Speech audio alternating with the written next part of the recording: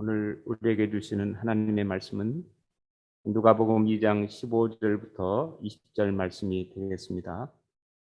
천사들이 떠나 하늘로 올라가니 목자가 서로 말하되 이제 베들레헴으로 가서 주께서 우리에게 알리신 바 이 이루어진 일을 보자 하고 빨리 가서 마리아와 요셉과 그의 누인 아기를 찾아서 보고 천사가 자기들에게 이 아기에 대하여 말한 것을 전하니 듣는 자가 다 목자들이 그들에게 말한 것들을 놀랍게 여기되 마리아는 이 모든 말을 마음에 새기어 생각하니라. 목자들은 자기들에게 읽던 바와 같이 듣고 본 그 모든 것으로 인하여 하나님께 영광을 돌리고 찬송하며 돌아가니라. 아멘. 그리스도 안에서 사랑하는 예수라 식구 여러분, 예수님의 탄생은 기쁨과 놀람과 경의의 불꽃을 일으킵니다. 오늘 다윗의 동네의 너희를 위하여 구주가 나셨으니 곧 그리스도 주시니라. 이 놀라운 사실을 맨 처음 들은 목자들의 감격을 상상해 보십시오. 성탄의 첫 정인으로 부름받은 목자들의 마음속에는 놀람, 기쁨, 경이로움이 가득했을 것입니다. 오늘 우리가 읽은 본문은 크게 두 부분으로 나눌 수 있습니다. 첫째 부분은 성취된 사건에 대한 목자들의 증거가 나타나 있고, 그 다음 부분에는 그 목자들의 증거를 들었을 때의 사람들의 반응이 기록되어져 있습니다. 오늘 우리는 목자들의 성탄 축하를 통해서 우리의 성탄 축하가 어떻게 되어야 할지를 생각해 보겠습니다. 오늘 본문을 잘 이해하기 위해서 먼저 8절 이하를 마음속에 두어야 합니다. 그 지경의 목자들이 밤에 자기 영떼를 지키더니 주의 사자가 곁에 서고 주의 영광이 그들을 두루비치며 크게 무서워하는지라. 밤에 모닥불을 피워놓고 양떼를 지키던 목자들 주위에 갑자기 밝은 빛이 비치었습니다. 빛 가운데 한 천사가 나타났습니다. 누구라도 마찬가지겠지만 특히 평소에 신실한 삶을 살지 못하는 그들로서는 공포에 질린 것은 말할 나위가 없어서일 것입니다. 들고 있는 목자를 향해서 천사는 말합니다. 무서워 말라. 보라, 내가 온 백성에게 미칠 큰 기쁨의 좋은 소식을 너희에게 전하노라. 오늘 다윗의 동네에 너희를 위하여 구주가 나셨으니 곧 그리스도 주시니 내가 가서 강보에 쌓여 그의 누인 아기를 보리니 이것이 너희에게 표적이니라. 이 소식을 듣는 순간 목자들은 두려움이 사라지고 마음속에는 큰 기쁨이 가득해졌습니다. 그 순간 갑자기 이번에는 수많은 천사들의 무리가 나타났습니다. 하늘은 빛으로 가득했고 그것은 지금껏 땅에서 보지 못한 영화로운 빛이었습니다. 목자들은 모두 얼굴을 쳐들고 천사들의 노래를 들었습니다. 지극히 높은 곳에서는 하나님께 영광이, 땅에서는 기뻐하심을 입은 사람들 중에 평화로다. 온 누리에 천사의 아름다운 찬양 소리가 울려 퍼진 다음 천사들은 하늘로 올라가고 밤하늘에는 별들만 다시 반짝이고 있었습니다. 그때 목사들은 다시 정신을 차렸고 잠시 동안의 침묵이 흐른 다음 누군가 먼저 제안을 합니다. 이제 베들레헴까지 가서 주께서 우리에게 알리신 바 이 이루어진 일을 보자. 그들이 방금 보고 들었던 것에 대해서 흥분을 감추지 못하고 서로서로 말하기 시작을 했습니다. 사실 그들 모두가 천사들이 말한 그에 있는 아기를 보기 원했습니다. 목자들은 천사들이 자기에게 나타나서 오늘 다윗의 동네인 너희를 위하여 구주가 나셨으니 곧 그리스도 주신이라고 선포하는 순간부터 이 소식이 자기들을 통해서 다른 사람에게 알려지기 원한다는 것을 느꼈을 것입니다. 그렇기 때문에 베들레헴을 향해서 달려가기로 마음먹었습니다. 하나님께서 그들을 위하여 구주를 보내신 사실을 들었을 때 그들은 가만히 있을 수 없었습니다. 사랑하는 여러분, 우리는 어떻습니까? 오늘 우리도 구주께서 세상에 오신 것을 들었습니다. 그가 곧 그리스도 주시라는 것을 알고 고백합니다. 그분이 구원자요 주님이시고 기름 부음 받은 자임을 우리 믿고 있습니다. 그렇다면 오늘 우리도 목사들처럼 들은 소식에 대해서 감격하고 있습니까? 감격해서 행동하는 신앙인이 되고 있습니까? 하나님의 말씀을 들을 그때는 그 말씀을 하나님의 말씀으로 받아들이면서도 그 순간이 지나가면은 그냥 잊어버리곤 하지는 않습니까? 이게 목자들은 그 황홀했던 순간이 지난 후에 들은 소식에 따라서 행동하고 있습니다. 서로 말하되 이제 베들레헴까지 가서 주께서 우리에게 알리신 바 이 이루어진 일을 보자 하고 빨리 가서 라는 말씀에서 그들의 즉각적인 순종을 살펴볼 수 있습니다. 그들은 하나님이 알려주신 소식을 무시하지 않았습니다. 팩트 체크를 하자고 장시간 언성을 높여 토론하지도 않았습니다. 감동해서 달려갔습니다. 달려가서 주께서 말씀하신 그 사건이 어떻게 이루어졌는지 직접 눈으로 확인하기를 원했습니다. 1장 39절에서 읽은 마리아의 반응을 기억나게 합니다. 마리아 역시 천사의 전한 소식을 듣고 빨리 산정으로 발걸음을 옮겼습니다. 여러분 어떠합니까? 여러분의 삶에 대한 하나님의 뜻을 아는 즉시 이런 반응을 나타내 보이고 있습니까? 신앙 공동체, 우리 성도들 모두에게 주어진 하나님의 뜻이 있습니다. 그것은 하나님의 말씀을 증거하는 일입니다. 우리의 직함이 무엇이든 상관이 없습니다. 신앙 공동체 모두에게 주어진 하나님의 뜻은 말씀을 증거하는 일입니다. 예수께서 세상의 구원자요 주님이신 것을 증거하는 사명을 받았습니다. 하나님이 우리 마음속에 알도록 하신 그 사실을 나가서 전하는 일은 우리 공동적으로 받은 사명입니다. 이 사명은 바로 천사들을 통해서 목사들이 받았던 사명과 다를 바 없습니다. 목사들에게는 구원하신 그 사실을 가서 보고 증거해야 할 사명이 있었습니다. 우리 역시 동일한 부름을 받았습니다. 핑계대고 지체해서는 안 됩니다. 우리는 증인 노릇을 할 때 즉각적인 순종을 해야 합니다. 목자들의 경우를 보십시오. 천사들이 나타나서 지극히 높은 곳에서는 하나님께 영광이요 땅에서는 기뻐하심을 입은 사람들 중에 평화로도 말했을 때에 그 천사의 노래를 듣는 그들의 마음속에는 감격이 있었습니다. 그러나 그들은 거기서 그치지 않고 자신들이 귀로 들은 사실이 정말로 이루어졌는지 그들의 발로 달려가서 직접 그 현장을 눈으로 보았을 때 더 큰 감격을 맛보았을 것입니다. 우리 말씀을 듣고 진리를 깨달을 때에 은혜를 받습니다. 그리고 구체적으로 우리의 삶의 그 진리를 실천할 때도 동일한 은혜를 누릴 수 있습니다. 말씀을 깨닫는 순간에 은혜 받았다고 말합니다. 그러나 우리가 받은 은혜는 거기서 끝나지 않습니다. 그 깨달음을 자기 삶에서 구체화시킬 때에 계속되는 은혜를 맛볼 수가 있습니다. 빌보서 1장 29절 말씀 보십시오. 너에게 은혜를 주신 것은 다만 그를 믿을 뿐 아니라 또한 그를 위하여 고난도 받게 하심이라.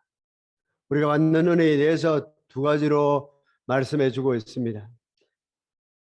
그리스도 예수를 마음에 믿는 것, 우리가 믿게 된 그 사실도 은혜이지만은 은혜는 거기서 끝나는 것이 아닙니다. 예수 그리스도를 영접하는 순간에 우린 감격합니다. 그러나 그때 감격으로 끝나는 것이 아니라 그리스도의 말씀대로 사는 것이 은혜입니다. 그리스도를 위하여 고난을 받는 삶을 사는 것이 은혜라고 말하고 있습니다. 말씀대로 살기 위해서 순종하는 것, 그것은 계속적입니다. 듣고 깨닫는 것은 일회적일 수 있습니다. 그러나 말씀대로 살기 위해 순종하는 것은 계속적입니다. 예배를 통해서 우리가 은혜를 받는 것은 순간적인 은혜입니다. 우리는 실제 삶에서 순종함으로써 받는 은혜는 계속적으로 수고해야 합니다. 천사들이 떠나 하늘로 올라가니 목자가 서로 말하되 이제 베들레헴까지 가서 주께서 우리에게 알리신 바 이 이루어진 일을 보자라고 말씀을 통해서 목자들은 서로서로를 격려하고 있습니다. 신앙 공동체 서로 격려하기 위해서 존재하는 것입니다. 아침에 묵상하고 그룹으로 모여가지고 다시 나누면서도 공동체가 필요한 것은 서로 격려하기 위해서입니다. 두 사람, 세 사람만 모여도 365일 묵상 계속할 수 있습니다. 파트너가 있으면 혼자는 계속하기가 쉽지 않습니다. 서로 말하되 우리에게 이루어진 일을 함께 가서 보자는 것입니다. 말씀 사건을 구체적으로 확인하는 일은 공동체가 함께 해야 할 작업입니다. 하나님의 교회가 나아가야 할 방향에 대해서 듣고 그 방향으로 나아가는 것은 총장 혼자서 할 수 있는 일 아닙니다. 교수 혼자서 할 수 있는 일 아닙니다. 직원들이 할 수 있는 일 아니고 학생들이 할 수 있는 일 아닙니다. 함께. 누구든지 혼자서 결혼 생활을 할 수 없듯이 누구든지 혼자서 결혼 생활을 할 수 없듯이 신앙생활도 혼자서 할 수 없습니다. 우리는 하나님의 자녀로 태어나는 것은 개인적입니다. 태어나서 자라는 것은 하나님의 식구 가운데서 자라납니다. 그러므로 서로 돌아보고 사랑과 선행을 격려하는 일이 이번 성탄에 있기를 바랍니다. 목자들은 하나님께서 자기에게 알리신 바 이 이루어진 일을 함께 가서 보기를 원했습니다. 목사들은 베들레헴 시내로 달려가서 마리아와 요셉과 그의 누인 아기를 찾았습니다. 그들이 도착한 베들레헴은 작은 읍내이긴 했지만은 그렇다고 몇십 분밖에 안 되는 아마 작은 동네는 아니었을 겁니다. 그러므로 천사들이 말해준 마리아와 요셉과 그의 누인 아기를 찾는 일은 쉽지만은 않았을 것입니다.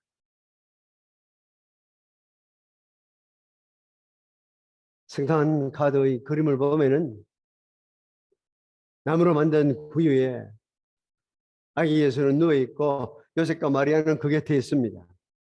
그러나 최초의 전통에는 동굴 속에 있는 구유라고 전하고 있습니다.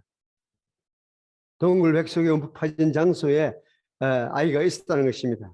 하여간 손쉽게 발견할 수 있는 장소는 아니었다는 것이 오늘 본문 자체를 봐도 알 수가 있습니다. 열심히 찾은 결과로 마침내 발견했을 것입니다. 진리를 발견하는 일 쉽게 되지 않을 수도 있습니다. 때로는 시간이 걸립니다. 노력을 요하는 작업이기도 합니다. 결정적으로 깨닫게 하시는 분은 하나님이시라고 고백합니다만 그 깨달음을 얻기까지 여러분은 진리를 사모하고 찾아야 됩니다. 하나님께서 여러분에게 만족한 깨달음을 주시기까지 멀리쓰지 마십시오. 중도에 포기하지 마십시오. 그의 누인 아기를 만나기까지 발걸음 멈추지 마십시오. 거기에는 놀라운 보상이 기다리고 있기 때문입니다. 그의 누인 아기를 찾아보고 목사들은 무엇을 했습니까? 천사들이 자기들에게 이 아기에 대해서 말한 것을 전했다고 기록하고 있습니다. 그러면 천사가 이 아기에 대해서 무엇을 말했습니까? 10절, 11절에 있습니다. 무서워 말라 보라, 내가 온 백성에게 미칠 큰 기쁨의 좋은 소식을 너희에게 전하노라. 오늘 다윗의 동네에 너희를 위하여 구주가 나셨으니 곧 그리스도 주시니라. 너희가 가서 강보에 쌓여 구유에 누인 아기를 보리니 이것이 너희에게 표적이니라. 그 아이가 약속된 구주라는 사실을 증거했습니다. 온 백성에 미칠 큰 기쁨의 좋은 소식이라고 증거했습니다. 물론 당시 베들레헴 목자들의 귀에는 아침에 유대 백성을 위한 좋은 소식으로밖에 알아듣지 못했을 수도 있습니다. 그러나 천사의 진리는 문자 그대로 땅 위의 모든 백성에게 미치는 큰 기쁨의 좋은 소식임에 틀림이 없습니다. 하나님이 준비한 세상 죄를 위한 어린 양입니다. 하나님이 준비한 세상의 구주이고 역사의 주인이시고 장차 세상의 심판자이십니다. 그것은 목사들이 현장에 도착했을 때를 생각해 보십시오. 목사들이 달려가서 막상 후에 누인 아이를 보았을 때 그들은 거기에서 이 아이가 세상의 구원자라고 믿을 만한 아무런 외적인 요소를 찾지 못했을 것입니다. 어쩌면 뒤에 중세의 화가들이 그 아기의 머리 위에 쪽에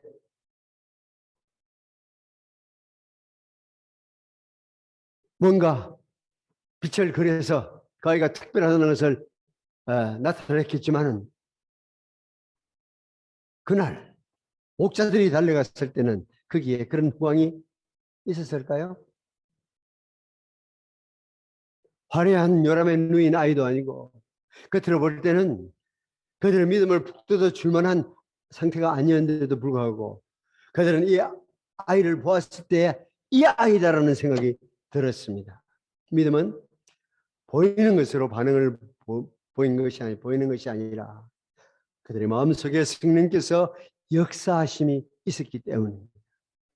그래서 그들은 구유에 누인 아기를 보았을 때 이 아이야말로 방금 천사들이 말해준 그 사실에 대한 성취라는 것을 알 수 있었습니다. 여러분, 신앙은 우리의 마음속에 일어나는 성령의 역사에 대해서 순종하고 받아들일 때만 가능합니다. 이제 두 번째로 목사들의 증거에 대한 사람들의 반응에 대해서 한번 살펴볼까요? 먼저 목자가 도착한 그 순간 산모 마리아와 요셉과 함께 있던 사람들, 그냥 목사의 이야기를 우연히 듣게 된 사람들을 생각해 보십시오. 달리 목자들이 천사의 말을 전합니다. 한번 생각해 보십시오. 지금 전하는 증거하는 사람들이 그럴듯해 보이기라도 하면 믿기가 수월했을 겁니다. 하지만 당대의 목사들은 여러분이 확인할 수 있는 대로 법정에서 증인으로서 자격을 상실한 사람들입니다. 입을 열면 거짓말하고 쓸만한 게 보이면 집어넣고 하는 사람들이기 때문에 사실 증인의 자격을 상실한 사람들. 그리고 그들이 전하는 이야기는 어떻습니까? 역시 뻥치네. 그렇게 반응할 수 있는 내용 아닙니까? 그렇지만 성령께서 역사하시기 때문에 듣는 사람들이 다 놀랐다고 반응을 보이고 있습니다. 복음서에서는 하나님이 자신을 나타낼 때에 사람들의 반응은 항상 놀랐다로 기록하고 있습니다. 다음으로 마리아에 대해 살펴보십시오. 마리아는 이 모든 말을 마음에 지키어 생각하니라. 마리아의 경우는 어쩌다 처음 듣게 된 사람들과 반응이 달랐을 것입니다. 이야기를 처음 들은 사람들은 놀람으로써 듣긴 했지만은 거기 머물렀습니다. 그러나 마리아는 하나님의 역사를 보다 깊게 파악을 했습니다. 이것은 단순히 그녀의 어머니로서의 모성애 때문이 아닙니다. 마리아는 이미 그 이전에 천사를 만났고 그를 통해서 하나님의 말씀을 들은 적이 있습니다. 그렇기 때문에 그녀는 전에 천사가 자기에게 말한 사건과 지금 목자가 전하는 이 이야기가 어떤 관련이 있는지 그 상호관계에 대해서 깊이 묵상했습니다. 하나님의 말씀을 들을 때 듣는 순간의 감동으로 끝나지 않고 내가 듣는 그 말씀과 내 삶이 어떤 관계에 있는지 깊이 생각해야 한다는 것을 마리아는 보여주고 있습니다. 전에 하나님의 말씀을 들은 적이 있는 사람은 거기서 끝나지 않고 전에 들었던 말씀과 지금 내가 듣는 이 말씀이 서로 어떤 상관계에 있는지를 묵상해야 합니다. 신앙인다운 모습, 마리아의 태도를 통해서 배울 수 있습니다. 마지막으로 목자들은 어떻게 행동했습니까? 목자가 자기들에게 이르던 바와 같이 듣고 본 그 모든 것을 인하여 하나님께 영광을 돌리고 찬송하면서 돌아가니라. 20절 말씀입니다. 목사들은 처음에 하나님의 아들이 태어났다는 사실을 길어서 듣기만 했습니다. 그러나 지금 그들은 현장에 달려가서 자기들의 눈으로 그 사실을 보았습니다. 듣기만 하는 것과 눈으로 직접 보는 것은 다릅니다. 그래서 이번 내가 전에는 주님에 대해서 듣기만 했는데 지금은 내가 내 눈으로 봅니다라고 한 단계 더 성숙한 신앙의 고백을 합니다. 목자들은 이제 들었던 것을 스스로 달려가서 그 현장에서 자기들의 눈으로 직접 보았을 때에 천사들의 소식, 천사들의 찬양을 들었을 때와 다른 감동이 있었습니다. 그 결과 하나님께 영광을 돌리고 찬송하면서 돌아갔다고 성경은 말하고 있습니다. 예수 그리스도의 탄생 사건이 궁극적으로 우리에게 의도하는 바는 바로 이것입니다. 우리들이 그 사실을 깨닫게 될 때 우리로 하여금 세상에 구원자를 보내신 하나님의 은혜를 찬양토록 하는 것입니다. 그것이 예수 그리스도 사건이 우리에게 해마다 다시 들려지는 목적입니다. 그 은혜의 영광을 찬송하는 것, 그것이 해마다 예수 그리스도의 사건을 다시 살피는 목적입니다. 우리 가운데 이루어진 하나님의 사건을 볼 때에 마음속에서부터 하나님을 찬송케 하는 것이 궁극적인 목표입니다. 한 번 더 예수 탄생의 소식을 들었다고 하면 지난해와 다른 좀 더 수준이 달라지는 감격과 찬양이 있어야 합니다. 그러므로 거기에 도달하지 못하는 것은 아무 소용이 없습니다. 예수 그리스도 탄생 사건을 해서 기뻐하고 찬송할 수 있을 때에 비로소 그때 우리는 한 사람이 복음을 깨달았다는 것을 확인할 수 있습니다. 정말 믿으시지 않으면 누가복음 1장 2장을 살펴보세요. 곳곳에 예수님을 만난 사람들이 찬양하고 있습니다. 삶에서 진정 예수님을 만나게 되면 찬송으로 터져나오게 되어 있습니다. 고개를 끄덕끄덕하고 마는 것도 아닙니다. 찬양이 터져나오는 것이 확실한 주님을 만난 증거입니다. 기뻐하고 찬송할 수 있을 때 들은 복음을 깨달은 그것을 확인할 수 있습니다. 귀로 듣고 눈으로 본다고 해도 거기서 끝나면 아무 소용없습니다. 그것이 우리의 마음을 움직이고 우리의 몸을 움직이기까지, 우리 하여금 달려나가게 하기까지, 우리의 마음 깊숙한 곳에서 찬송이 터져나오기까지 우리는 예수님 탄생 사건에 제대로 반응을 보이는 것은 아닙니다. 주님의 사건을 바로 인식한 사람은 그 마음 속에서부터 주님을 찬송하게 마련입니다.